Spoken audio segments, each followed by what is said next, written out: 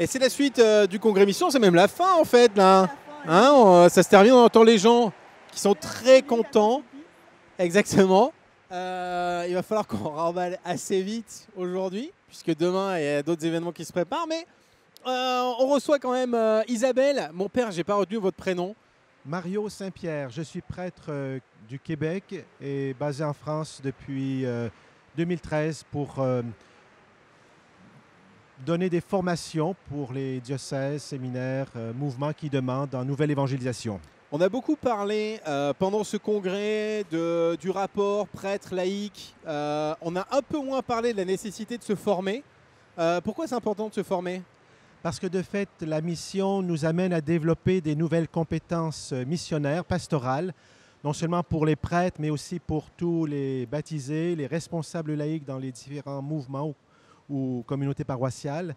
Et donc, notre association s'occupe effectivement de répondre à cette demande de formation missionnaire pour les prêtres et les leaders chrétiens. Donc, on offre des parcours qui ont pour but d'aider ces personnes à mettre en pratique ces nouvelles compétences dans une pédagogie qui est déjà bien ficelée, bien expérimentée. Et ils peuvent aussi vivre un accompagnement grâce à cette pédagogie des trios de croissance. Alors, avec Claire, on connaît bien la formation pour les catéchistes, puisque Claire... via le MOOC des catéchistes, mais là on est sur complètement autre chose.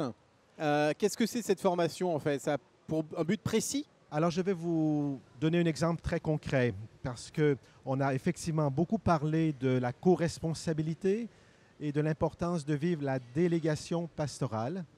C'est bien de dire il le faut, mais la question c'est aussi comment le faire? Comment apprendre à mieux déléguer? Comment apprendre à mieux vivre cette co-responsabilité? Et nous avons d'ailleurs un parcours qui s'appelle Jéthro et la délégation pastorale, parce que dans Exode 18, ce fameux personnage Jéthro a conseillé Moïse pour lui dire comment vivre cette délégation. Donc on s'inspire de Jéthro, on s'inspire aussi de Jésus qui a vécu cette compétence de la délégation. Et nous leur proposons une formation sur plateforme digitale. Alors, moi, je serais curieux de savoir comment vous inspirez de Jésus pour la délégation, parce que des fois, on a un peu l'impression Jésus il est parti, et puis après, bon, les apôtres, ils se débrouillent. On est complètement sur les actes des apôtres, là. Tout à fait. Alors, c'est un peu étonnant, effectivement, de découvrir comment ces compétences pastorales qui nous semblent un peu venir du monde entrepreneurial, mais en fait, ont été vécues d'abord par Jésus.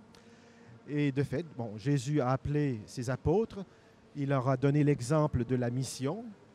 Il vivait la mission en vivant avec eux, donc ils l'ont vu.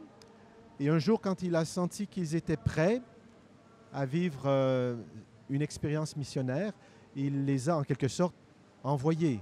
Dans Luc 10 et dans Marc chapitre 6, on voit comment Jésus a donné les consignes missionnaires. En fait, c'est un acte de délégation en vue de les former pour qu'ils deviennent de meilleurs apôtres et qu'à leur tour, ils puissent vivre cette délégation dans les formations qu'ils vont vivre dans les actes des apôtres. Alors, c'est quoi les outils que vous proposez Alors, je laisse le soin à Isabelle à vous expliquer parce qu'elle a une expérience de cette pédagogie des trios de croissance. Alors les outils concrètement, c'est une plateforme de social learning, c'est-à-dire en fait c'est une plateforme pour permettre d'apprendre ensemble.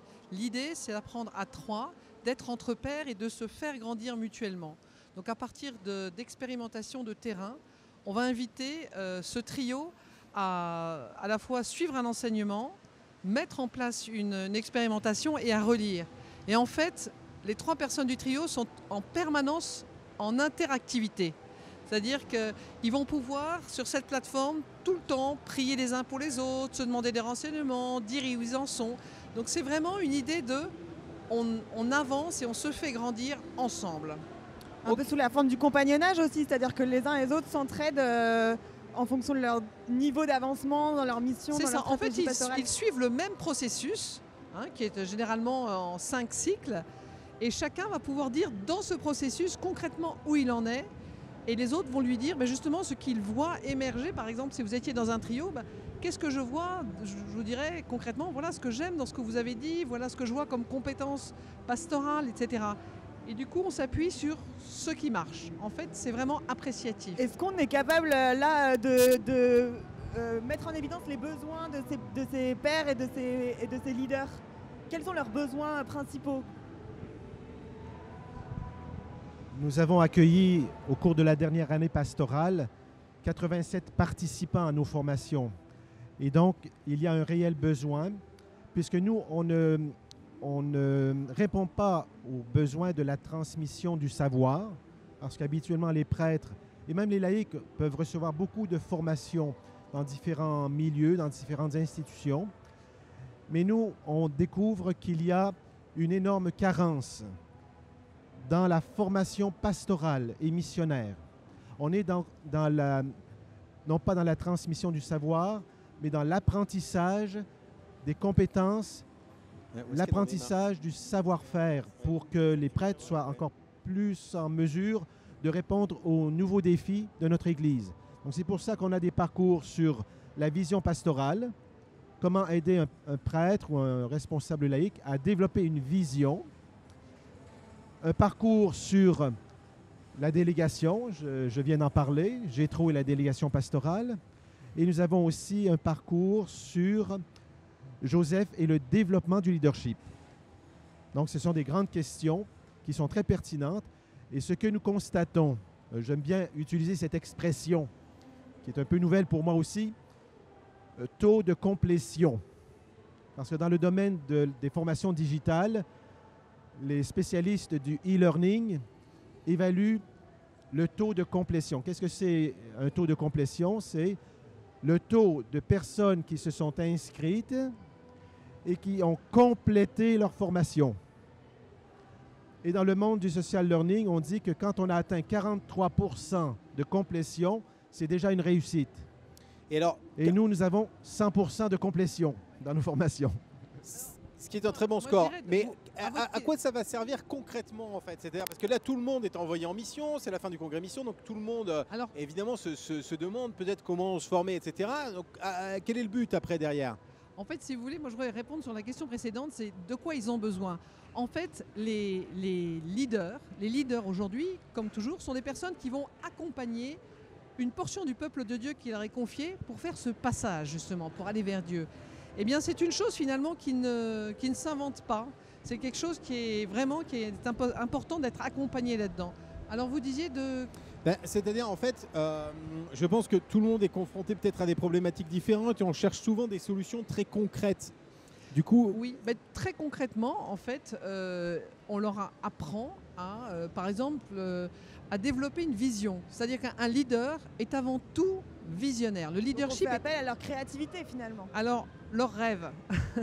On les invite à rêver. Vous voyez, moi je suis allée dans des tas de paroisses, je suis coach, spécialité dans l'église. Eh bien, je suis allée dans des tas de paroisses et quand on dit à un pasteur de rêver d'une solution, de quelque chose, d'une église de demain, ils sont tellement parfois dans quelque chose de très négatif que finalement, ils n'y arrivent pas. Or, faute de vision, le peuple périt. On a vraiment besoin, un leader, regardez Raphaël Cornu-Ténart par exemple, a donné un bel exemple, il a montré où est-ce qu'on va. Et du coup, on a envie de le suivre. Donc, ils ont besoin de quoi? Ils ont besoin de développer leur leadership. Mais est-ce que ça s'invente ou c'est pas inné un peu quand même? Quoi? Est-ce que ça s'invente ou c'est pas un peu inné? Est-ce que c'est pas quelque chose qu'on a ou qu'on n'a pas quoi? Ah oui, ce serait top si c'était inné. Mais en fait, nous, ce qu'on voit, c'est qu'on voit la transformation d'une personne justement qui a pris conscience que c'est un processus. C'est pas du tout inné.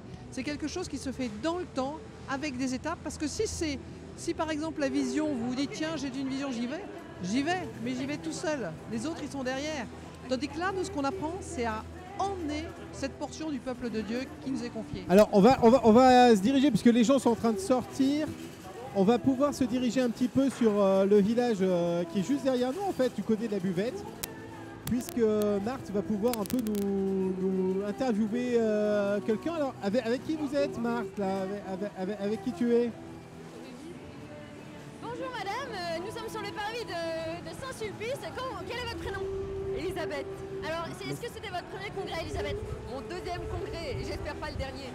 Vous espérez pas le dernier, mais j'espère pas non plus, mais je pense que c'est loin d'être le dernier. Comment est-ce que vous avez vécu ce congrès? Est-ce qu'il y a un moment particulier qui vous a le plus touché ou plus interpellé, quelque chose que vous retenez de ce congrès mission? D'abord, Jésus est vivant. Il ne faut pas qu'on garde cette bonne nouvelle pour nous, il faut qu'on l'annonce. Voilà, et c'est trois bons points qui, je pense, sont très importants. Est-ce que vous avez des outils missionnaires pour la suite dans votre vie, dans votre contexte de J'ai vie? été très touchée par tout ce qui concernait la délivrance, la prophétie. Enfin, j'ai suivi plein d'ateliers comme ça et je me dis qu'il faut se lancer. Vous ne connaissiez pas? Si, mais j'ai eu une connaissance avez un peu plus approfondi. approfondie aussi, voilà. C'était Et donc, je ne nécessaire. sais pas où le Seigneur va me mener, mais Où est-ce que vous habitez? Orléans. Eh bien, je vous souhaite un bon retour à Orléans. Merci beaucoup d'être venu.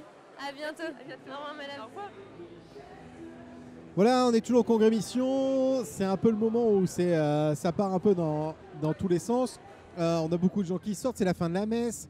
Est-ce que ce congrès mission vous a apporté quelque chose? Je veux dire, au-delà des connexions et des gens que vous avez pu rencontrer, est-ce que vous avez appris des choses, découvert des choses pendant ces quelques jours? Alors en fait, moi je suis en France depuis 2013, québécois, comme je l'ai indiqué. J'ai l'opportunité d'aller dans différentes régions en France pour donner des formations sur l'écosystème, sur les trios de croissance, sur cette vision d'église en croissance. Et en fait, la grande joie, c'est de découvrir que partout en France, il y a des initiatives, on voit l'Esprit Saint bouger et faire bouger. Il y a plein de choses qui se passent et le congrès Mission est un exemple extraordinaire qui nous permet de voir d'une manière assez cristallisée toutes ces initiatives qui sont à l'œuvre.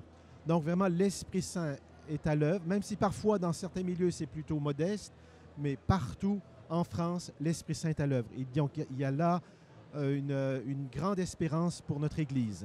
Ouais, je me posais juste une question.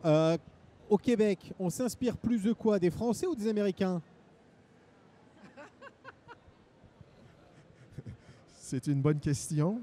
Peut-être que mon regard sur le Québec actuellement est un regard qui est peut-être trop réaliste, dans le sens que je souffre un peu de cette réalité d'une Église en décroissance. Mais de fait, l'avantage du Québec, c'est qu'il est en Amérique du Nord, donc on bénéficie du courant nord-américain, d'une Église catholique aux États-Unis qui aussi vit un grand renouveau spirituel et missionnaire, mais aussi je peux le dire, ça, ou pas? on bénéficie de cette ouverture à l'Europe via la France, parce qu'il y a beaucoup de Français qui s'établissent au Québec. Et un jour, j'espère que ça va aussi exploser. Raphaël a parlé d'un congrès mission outre-Atlantique. Je ne sais pas jusqu'où il faut aller en Nouvelle-France, mais c'est une espérance. Bon, en attendant de traverser l'Atlantique, nous, on va juste traverser la rue pour aller voir Marthe et écouter qui elle a affaire. Marthe, qui est-ce que tu as rencontré maintenant? Je suis ici avec Charles. Bonjour Charles. Alors, est-ce que c'est ton premier congrès? Oui, c'est mon premier congrès. Tout premier? Oui, tout premier. Et qu'est-ce que tu as fait pendant ce congrès mission? Alors moi, j'étais responsable de lieu, j'étais responsable de la Cato. Ah, donc tu étais bénévole, tu n'étais pas en tant que participant? Non, voilà, j'étais en tant que bénévole.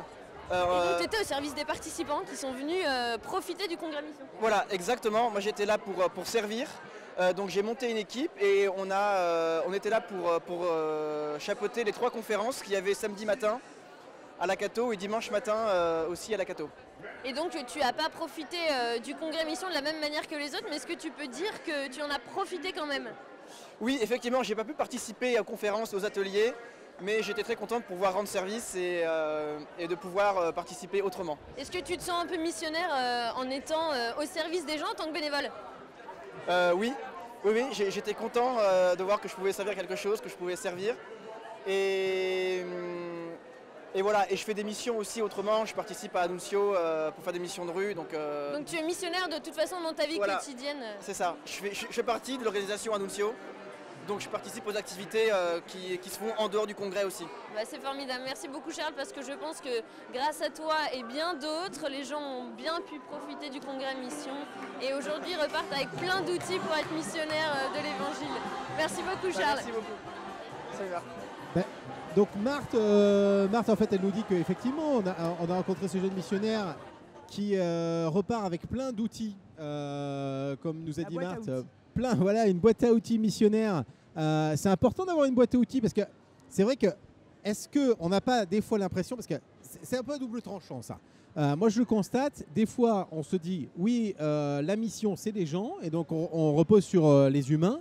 Et puis quand on découvre qu'il y a des outils, on se dit ah ben l'émission c'est les outils et finalement, enfin nous on le voit par rapport à la vidéo, c'est très compliqué, où les gens se disent ah ben la vidéo en soi doit pouvoir évangéliser. Mais je pense qu'on peut le dire pour la vidéo, mais peut-être pour plein d'autres outils. Est-ce que il faut pas un petit peu former aussi les gens à ça, à se dire non mais quelque part, moi c'est ce que je dis souvent aux gens. Si vous alliez dans votre jardin et que vous commenciez à lâcher votre râteau dans le jardin, il ne se passerait rien. C'est juste un outil. Il faut savoir l'utiliser. Bien sûr, nous pouvons parler de boîtes à outils et elles sont nombreuses et il y en aura encore davantage parce que l'Esprit Saint actuellement suscite beaucoup de nouvelles initiatives. Mais aussi, il faut non seulement avoir des outils, mais il faut aussi que, si on utilise l'image de la boîte à outils, il faut que l'ouvrier soit compétent pour bien utiliser ces outils. Alors nous, on est bien sûr très ouvert à l'utilisation de tous ces outils, mais nous nous préoccupons beaucoup de la personne appelée à exercer un leadership dans la mission. Et c'est important de bien comprendre pour nous le mot leadership, parce qu'il n'y a pas de réel mot équivalent en français. Et c'est pour ça qu'on n'est pas, nous, gênés d'utiliser ce mot leader. Un leader, c'est quelqu'un qui reçoit une vision. Donc, Isabelle en a déjà parlé. Comment recevoir une vision, comment être animé par une vision qui vient de Dieu. Et aussi qui a la capacité d'influencer les personnes pour les entraîner dans cette vision que Dieu nous donne. Donc, les deux notions importantes qu'on doit retenir lorsqu'on parle de leadership, c'est la vision reçue et la capacité d'influencer. Et cette compétence du leadership, ce n'est pas quelque chose d'inné, c'est quelque chose qui s'acquiert et qui se développe. Et nous utilisons de fait dans notre parcours sur Joseph et le développement du leadership, une pédagogie biblique qui consiste à découvrir à quelle étape j'en suis dans mon développement de leader et non seulement de relire les étapes précédentes, mais d'être capable aussi d'anticiper les prochaines étapes dans mon leadership parce que l'Esprit Saint, c'est lui qui forme le leader. Bien sûr. Et c'est lui qui est à l'œuvre pour donner à chaque personne la vision de son leadership parce que chaque personne, ça j'insiste, a une vocation et une mission unique au cœur de l'Église dans l'histoire. Et alors, je ne sais pas si c'est l'esprit qui souffle, mais en tout cas, il y a beaucoup de vent ici. Peut-être un dernier mot, Isabelle, sur ces outils. Est-ce que c'est l'outil qui travaille? Est-ce que c'est le missionnaire? Et après, on rejoint Marthe une dernière fois. Oui, alors je veux quand même vous préciser que notre association propose des trios de croissance, donc triodecroissance.com. Voilà. .org. Aïe, aïe, aïe. Triodecroissance.org. Moi, je voudrais juste dire que je suis la génération Jean-Paul II et j'ai entendu quand j'avais 18 ans Jean-Paul II nous dire « Fille aînée de l'Église, qu'as-tu fait de ton baptême ?» Et aujourd'hui, je vois la fille aînée de l'Église qui est en train de se réveiller et je peux vous dire « Alléluia », ça me met vraiment dans la joie. Bon, ben on va rester sur ces paroles de joie. Marthe, de votre côté, est-ce que c'est aussi la joie sous la buvette? Alors, je suis ici avec Pierre. Avec Pierre, bonjour Ici Pierre. les Moulineaux. Ici les Moulineaux, donc pas si loin, mais Pas quand si même loin. pas tout près, ça fait quelques temps de métro quand même. Oh, Et de RER même peut-être, non. Non, du métro. Juste le métro. Oui. Est-ce que c'est votre premier congrès Pierre? Oui, c'est mon premier congrès mission. Comment est-ce que vous en avez entendu parler du congrès? Alors j'en ai entendu parler par la paroisse et on m'a demandé si ça serait bien que je vienne. On vous a dit ce serait bien que pour la paroisse vous alliez chercher des outils missionnaires dans ce congrès mission. Voilà, et que c'était bien d'y aller. J'ai regardé le programme et j'ai été vraiment attiré par une des journées, c'est les couples missionnaires. C'était la journée du vendredi. Voilà, du vendredi où donc on est venu à deux avec Elisabeth. Votre épouse. Ouais, et puis cette journée nous a vraiment édifiés parce qu'on se sent appelé comme ça par l'Église à être missionnaire en tant que couple. Et justement, c'est tombé à un moment où on avait envie de faire quelque chose ensemble pour la mission. Et donc cette journée, on ne l'oubliera pas. Et on va se mettre, ce qu'on avait déjà prévu, au service du parcours Alpha, de l'évangélisation.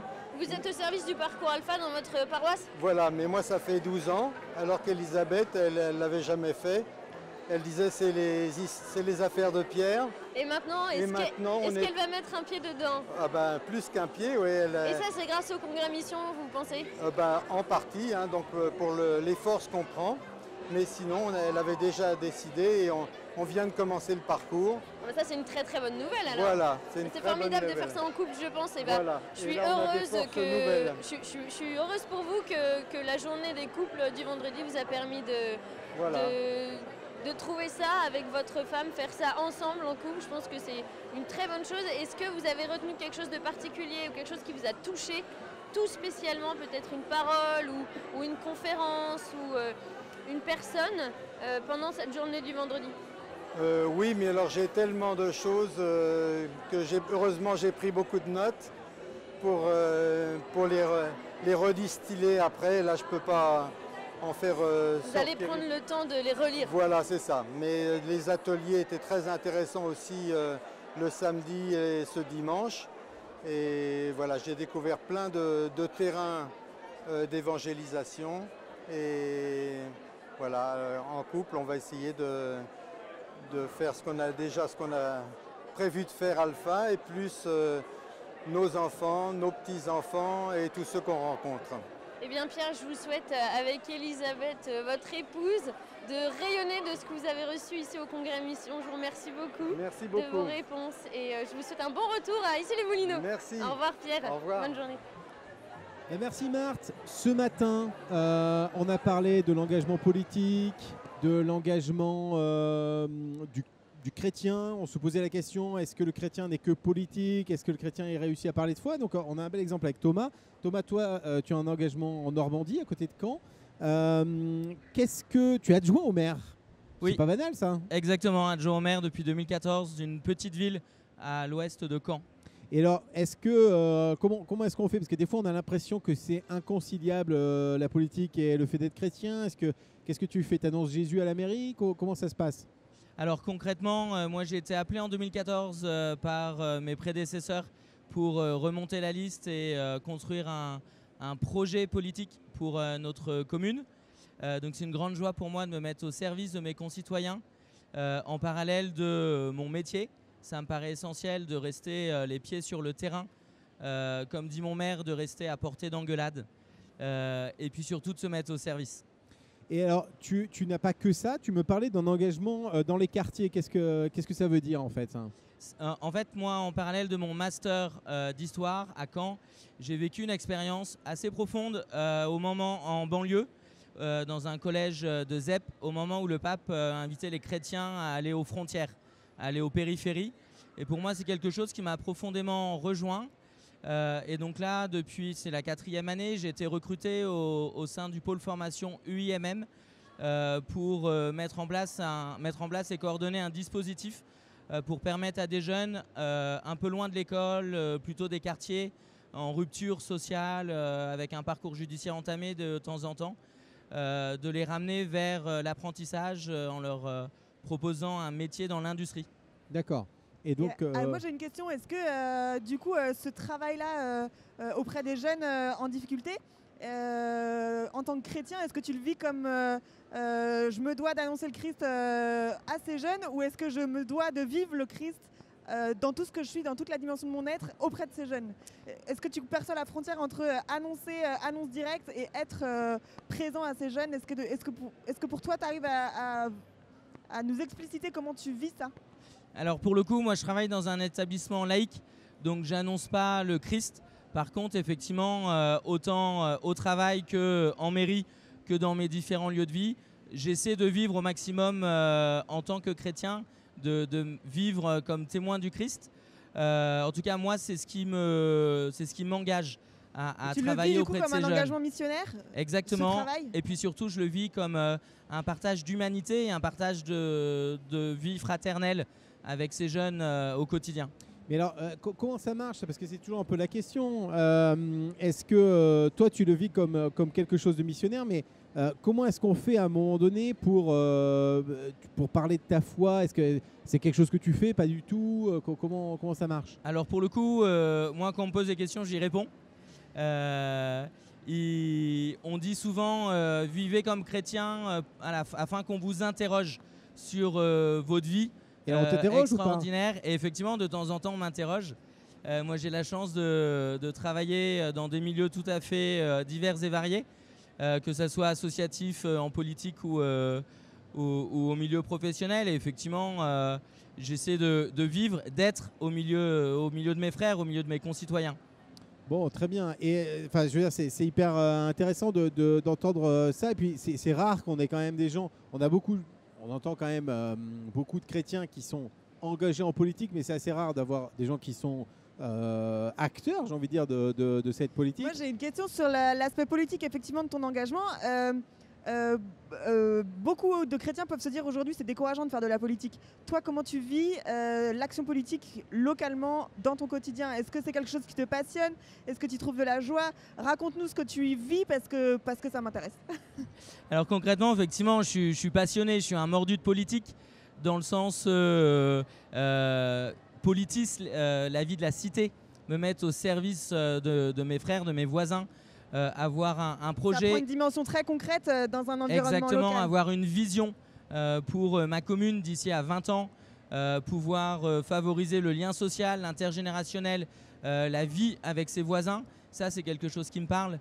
Au quotidien, moi, j'ai la chance d'être nourri aussi par la communauté du Chemin Neuf à travers la fraternité politique internationale du Chemin Neuf, où on se retrouve entre jeunes de partis politiques tout à fait divers et variés et de pays différents, de confessions différentes, pas que des catholiques.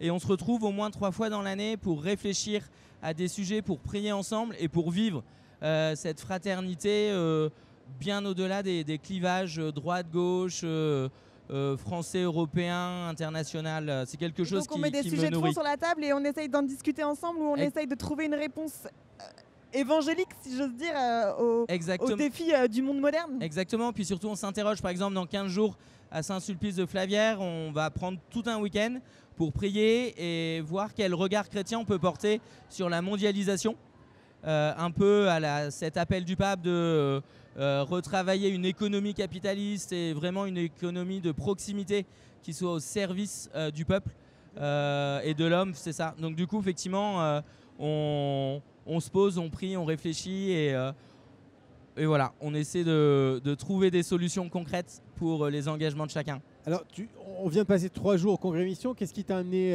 ici? Tu cherchais peut-être, j'en sais rien, quoi. Est-ce qu'on vote pour toi? Non, mais qu'est-ce que tu cherchais en fait? Des outils concrets? Parce qu'en fait, c'est la question qu'on peut se poser en fait quand on vient au Congrès Mission. Est-ce que tu es content de ce que tu as trouvé? Comment se sont passés ces 3 jours là pour toi? Eh bien, merveilleusement bien. Je repars les poches pleines et le cœur large et rempli, les yeux qui pétillent et l'intelligence qui a engrangé pas mal de clés, d'astuces et de bonnes pratiques. Moi, je venais. Quoi concrètement? Pardon, excuse-moi. Moi, je venais en fait parce que j'en avais entendu du bien l'année dernière. Aussi parce qu'on a décidé de venir à 7 amis.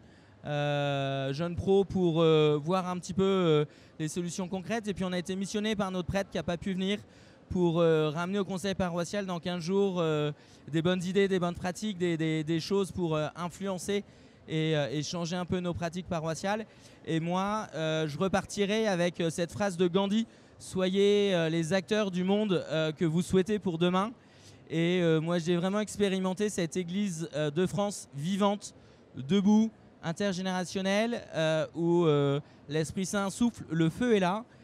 Cette église qui est debout, qui veut bouger, qui veut changer, qui veut continuer d'avancer, d'être plus en proximité du Christ, en étant à l'écoute de l'Esprit Saint. Et ça, pour moi, c'est quelque chose qui nourrit mon cœur, qui nourrit mon esprit et qui me donne envie de poursuivre cet élan missionnaire et de me mettre en chemin. Écoute, on te souhaite en tout cas que cet enthousiasme, tu puisses le partager en rentrant du côté de chez toi, du côté de Caen, et que ce soit au niveau politique, mais comme au niveau de ta paroisse, puisque j'ai l'impression que tu es aussi très engagé dans ta paroisse. On va écouter Marthe pour voir peut-être un autre témoignage. C'est quelqu'un de Cap Missio, j'ai l'impression. Eh bien, écoute, Marthe, on te laisse la parole. Alors je suis avec une nouvelle personne qui vient de Cap Missio, j'ai l'impression, mais elle va nous en parler, c'est Laure. Alors Laure, tu sors de la messe là, à l'instant? Exactement, on a eu la messe de clôture juste après l'assemblée plénière. Donc voilà, le congrès mission est terminé, mais non, ce n'est pas terminé parce qu'on a été envoyé en mission, on a été envoyé pour notre année. Toutes ces communautés, toutes ces personnes qui sont là pour la mission, elles ont été envoyées dans leurs lieux respectifs pour aller évangéliser, pour aller parler de Dieu. Donc c'est un grand lancement. Donc tu es là pour ça, parce que c'était ma question. Qu'est-ce que tu fais ici? Eh ben, je suis là pour me rassembler avec tous ces gens qui sont là pour la mission, pour évangéliser. On est là avec toutes ces communautés pour vraiment vivre l'unité de l'Église. Et on est là pour représenter Cap Missio. Parce que qu'est-ce que tu as fait toi concrètement pendant ce congrès? Alors nous on est venu avec Cap Missio, qui est une école d'évangélisation du diocèse de Montpellier. Et on est venu pour parler de notre école d'évangélisation, pour venir échanger avec d'autres, pour essayer de faire naître d'autres écoles diocésaines, parce que c'est un vrai défi pour les gens d'être formés, de connaître Jésus et de pouvoir aller en parler après. Et du coup, on a vécu des ateliers, on est venu sur le stand, on a rencontré des gens et on a été à différents ateliers. On a animé un atelier avec le Père René Luc sur la mission, quels sont les outils simples et efficaces pour la mission. On a aussi participé droit au but. On a participé à des tables rondes pour savoir comment est-ce qu'on crée une nouvelle génération missionnaire, comment est-ce qu'on est appelé à être tous jeunes et vieux ensemble pour vraiment créer quelque chose et pour pouvoir aller au but, aller avancer vers et annoncer Jésus-Christ. Et à part ça, on a été là pour vivre des veillées de libération, pour être toujours plus nous-mêmes, pour être toujours plus plein de l'Esprit Saint, pour pouvoir être au cœur de Dieu. Et ce que j'ai adoré de ce congrès, ça a été la louange. Cette joie de voir tous ces gens qui prient ensemble, tous ces gens qui louent. C'est impressionnant même. C'est très impressionnant de voir à quel point l'Esprit Saint en fait nous unit, de voir qu'il y a des communautés qui viennent de tous styles, des fraternités très différentes, des spiritualités très différentes, des carmes qui s'allient avec des illuminés, des charismatiques pour venir louer ensemble et pour venir louer le Seigneur et dire à quel point Dieu nous aime et son amour est le plus grand. Et on voit que toute l'Église est présente ici au Congrès Mission. Et c'est vrai que c'est très percutant et c'est très bouleversant même. J'ai une question pour toi. Donc, tu n'as pas seulement été au contact des gens pour pouvoir parler de Cap Missio. Toi-même, tu as puisé un peu dans tout ce que proposait le Congrès Mission pour avoir de nouveaux outils. Après, est-ce que tu sens un petit renouveau intérieur de mission? Oui, alors ça a été super riche de pouvoir vivre avec toute cette effervescence. C'est impressionnant comme c'est des petits tips concrets qu'on va pouvoir expérimenter au jour le jour, notamment dans la prière, de se dire que la prière c'est le fondement de toute notre vie. De prier 20 minutes par jour, ça permet après d'évangéliser. Nous on passe nos après-midi en mission, dans des missions de solidarité auprès des gens et puis auprès d'étudiants, auprès de jeunes qui ont tous soif d'amour et soif de connaître Jésus. On voit que le monde a un désir missionnaire impressionnant, enfin un désir de rencontrer le Christ et un désir d'avoir leur cœur comblé de l'amour de Dieu. Même s'ils ne le savent pas encore, c'est ça le grand défi. Et du coup, on a vraiment réalisé à quel point la construction de toute sa vie autour de la prière, autour de la louange, autour de la parole de Dieu, toujours plus aller puiser au cœur de la parole de Dieu pour apprendre à être humble, pour laisser Dieu agir. Et c'est des petites choses concrètes qu'il faut qu'on mette en œuvre chaque jour. Eh bien, c'est magnifique de savoir que, comme tu viens de dire, le désir des gens de connaître le Christ, parfois de donner un sens un peu vertical à leur vie, ça suscite chez toi ce désir d'aller à leur rencontre et de leur parler de ton amour pour le Christ. Je te remercie beaucoup, Laure, et je te souhaite une bonne fin de congrès, même s'il ne reste plus grand-chose. Bonne mission. Merci beaucoup. Merci. Au revoir, Laure.